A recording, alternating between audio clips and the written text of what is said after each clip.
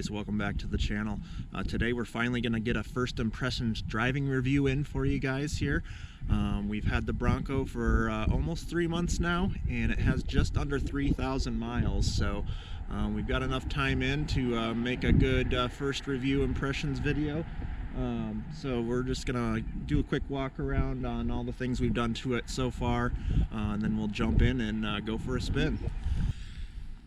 So if you've been subscribed to the channel, you already know most of this stuff, but we're just going to go through some of the changes that we did. This was the Big Bend base model when we got it. No Sasquatch package, so the first thing we had to do was get a lift on it. We did the 2-inch Zone lift, and it's level in the front now. And then the 35-inch Goodyear Territory MTs, the same ones that do come on the Sasquatch package, but those are still the stock Big Bend wheels.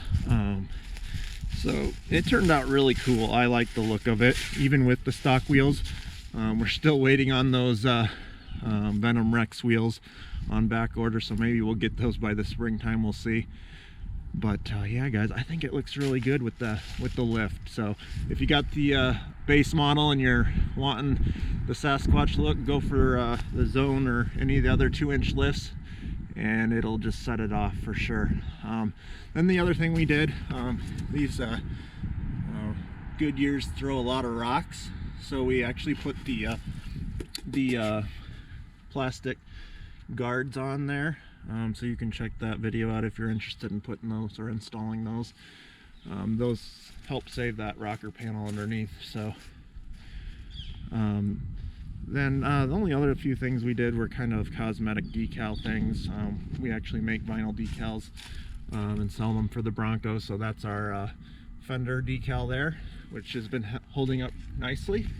And then in the most recent video, we just put on the new hood cowl decal there, and we've had this one on for a while. We also saw these in a couple different variations, just that banner across the top there.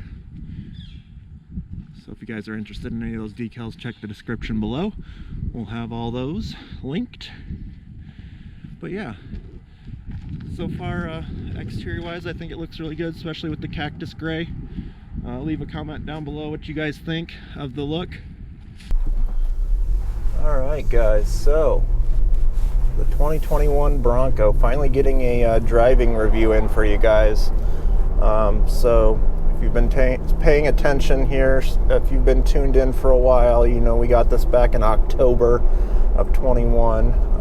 It was an unplanned purchase. It was the mannequin that they had just gotten in at Sioux City Ford, and it just had about a little over 200 miles on it, so they hadn't had it very long.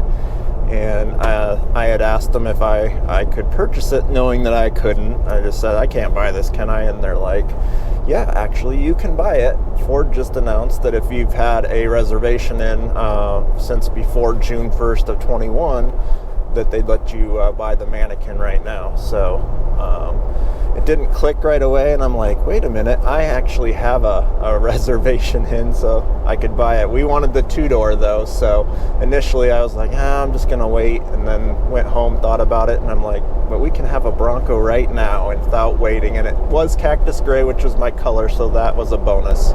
So the 4-door is definitely more user-friendly, especially if you have a family like I do, a family of 4.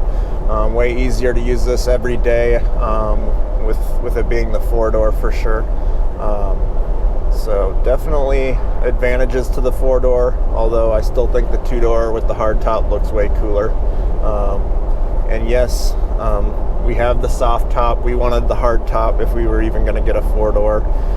So that's a bummer, but it is a little bit easier to open the top halfway at least with the soft top, so that might be a bonus for you. It's still a pain in the butt if you want to take the top all the way down, even on the soft top, because you have to actually remove all the side windows and the back window, the plastic windows. Then you have to store those somewhere where they won't get scratched up. So once you get good at it, it's probably maybe a 10-minute or less job to get the soft top all the way down, but It'll take some practice, and then when you want to get it put back on, it's not going to go back on in a fast fashion. So you got to keep that in mind when you're going to go topless for sure.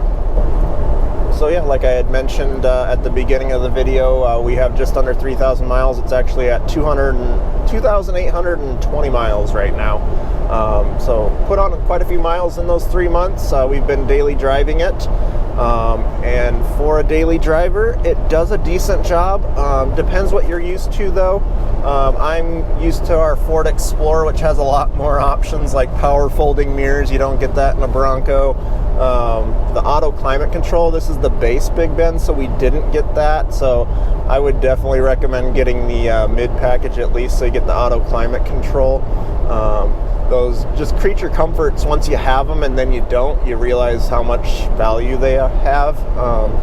The only other things that I would say that we're probably missing from the Explorer are like the heated seats, heated steering wheel, and you can get those options. I would probably, if I was going to do this again, I would go with the vinyl seats. The cloth seats look nice, but they're harder to keep clean.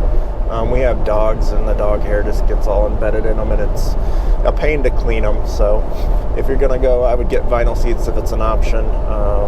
But yeah, otherwise daily driving it, we're cruising on the highway right now at 60 miles an hour. I don't know if you guys can hear road noise or all. I can hear it. It's the soft top, and I've heard that the hard tops have quite a bit of noise as well. But when it's windy out, you really notice the wind in the soft top for sure. Everybody claims that the soft top's sealed really well, and I've seen the horror stories of the guy up in Canada that had the snow, 2 inches of snow all inside the interior when he got home from vacation. And I believe it, because on certain windy days, like in the middle of Iowa, we get 40, 50 mile an hour wind days, and if you're sitting just right in the parking lot or whatever, you can feel the cold air coming in. So it just depends how the wind hits the vehicle. It can come up underneath the soft top from the outside, and it can make its way in. So, but cruising down the highway with the 2-inch lift, it's pretty comfortable actually. So I wouldn't be worried if you were, thinking that it's going to be a lot rougher ride if you did a lift in 35-inch tires. I don't think it's that big a difference. So if you're on the edge about doing the lift, I'd say do it if it's the comfort that you're worried about. With these Territory MT tires, there is not a lot of road noise. I thought they were going to be a lot noisier, but this is more, and I've found this out after the fact, that the MT on the Territory MT Goodyear doesn't necessarily stand for mud terrain, but it's more for maximum traction. So it's not a true mud tire. So I think that plays a part in why it's a lot quieter than you'd expect from a mud terrain tire. So Territory MT's definitely a lot quieter if you want to go 35s.